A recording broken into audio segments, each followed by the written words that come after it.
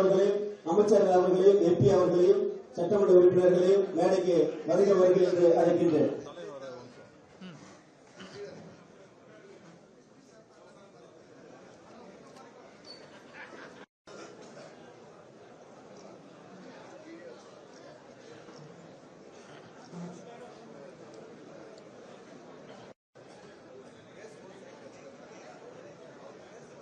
அனைவரும் அமைதி காக்கவும்.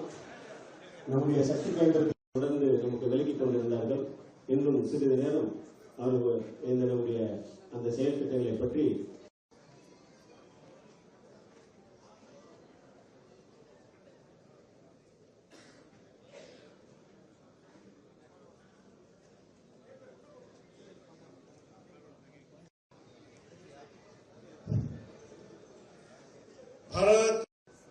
மாநில தலைவர்களை வருகை என்று வரவேற்கிறேன். கரகோஷத்தோடு நம்முடைய மாநில தலைவர்களை வருகை